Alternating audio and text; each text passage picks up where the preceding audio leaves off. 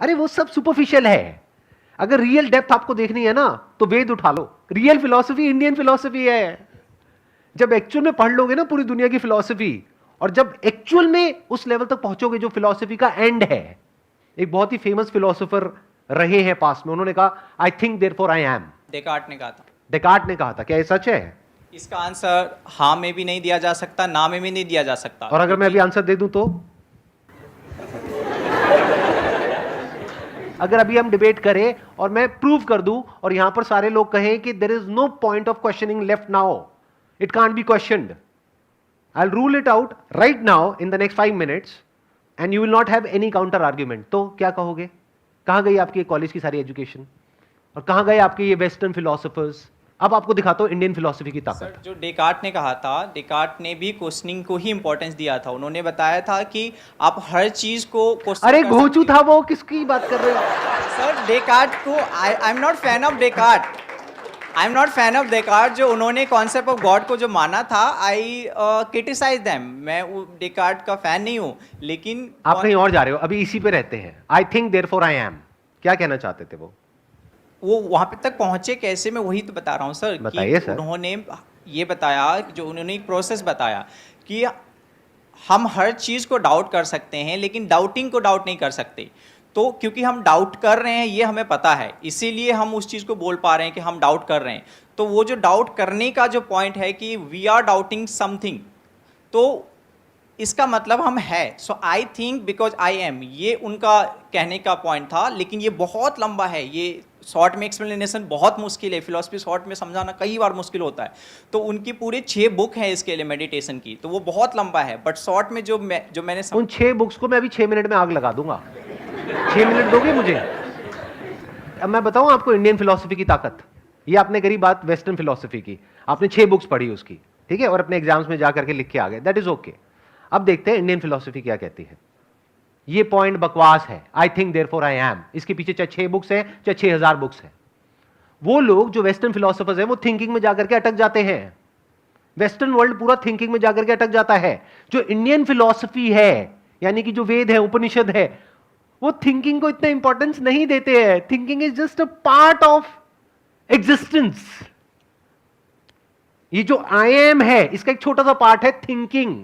Now what is thinking? आपने कहा doubt करना, कि लेकिन मैं ये डाउट नहीं कर सकता कि मैं डाउट कर रहा हूं इस वजह से मैं हूं। क्या बकवास बात है। डाउट क्या होता है? What is doubting?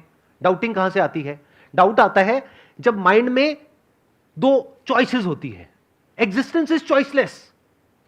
इस बात को आराम से बैठ करके समझना मैंने क्या बोला है। नंबर 1। नंबर 2, आई एम, इसको आप क्वेश्चन नहीं कर सकते। आई थिंक को क्वेश्चन कर सकते हो। अगर अभी मैं आपकी मेमोरी निकाल दूं, याददाश्त चली जाए, उसके बाद आप हो या नहीं हो। लेकिन मैं आपसे पूछूंगा आपका क्या नाम है, क्या जवाब दोगे? मेमोरी नहीं रहेगी तो बताने की कंडीशन में नहीं रहूंगा। थिंकिंग कहां है? नहीं है। Without memory there is no thinking, but you still exist.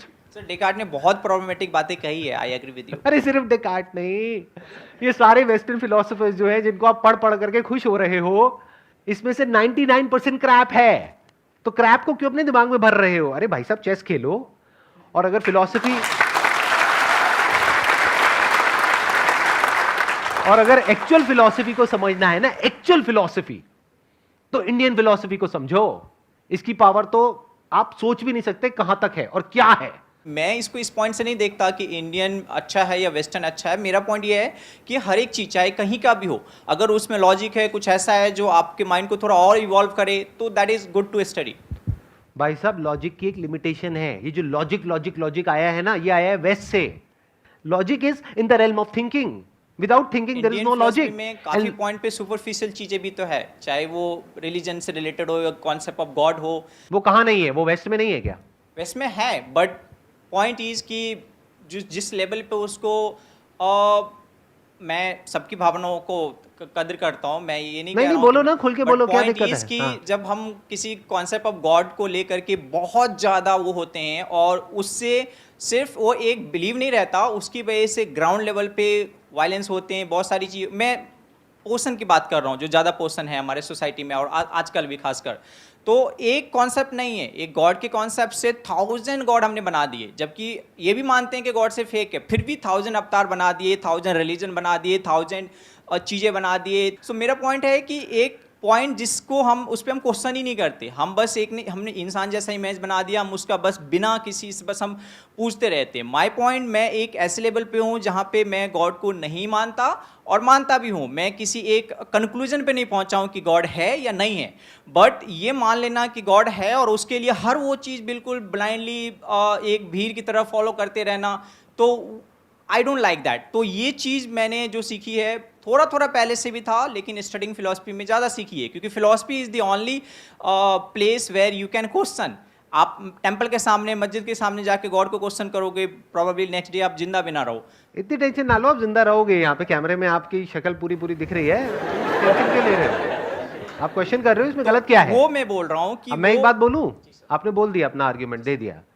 इस दुनिया में कौन लोग हैं जो प्रॉब्लम क्रिएटर हैं? वो जो करोड़ों भगवानों को मानते हैं, क्या वो आपस में लड़ते हैं?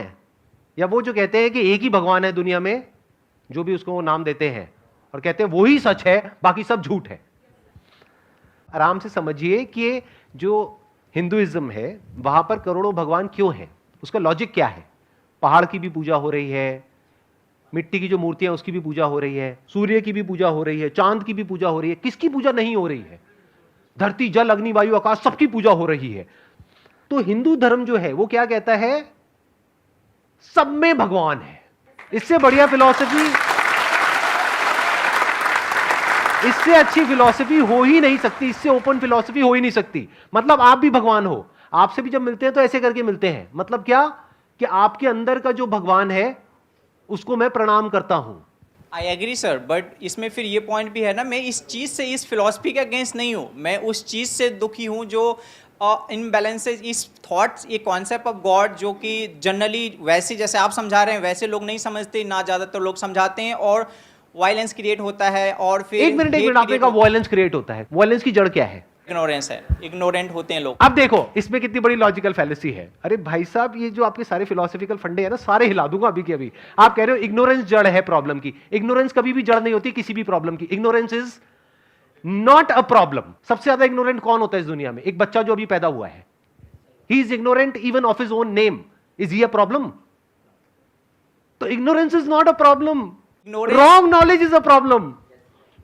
Animals are ignorant, they are not a problem, right? You agree? Animals के लिए हम प्रॉब्लम है, इंसान प्रॉब्लम है। अगर एनिमल्स से पूछोगे ना कि हां एक शैतान की शक्ल बनाओ, तो पक्का इंसान की जैसी होगी। और हम एनिमल्स की पूजा करते हैं, क्यों? क्योंकि एनिमल्स एक्चुअल में इग्नोरेंट है, भोले हैं, इनोसेंट है। बट ये जो थॉट है वो कनिंग है। तो थॉट ने क्या क्रिएट कर दिया? अलग अलग कॉन्सेप्ट्स क्रिएट कर दिए। तो एक कॉन्सेप्ट है कि इस दुनिया में एक ही भगवान है, जो उसको मानता है वो हमारा अपना है, और जो उसको नहीं मानता है वो सब पराये हैं, वो सब गैर हैं। दोनों में से किसी भी कॉन्सेप्ट के साथ अपने आप को बांधना क्यों?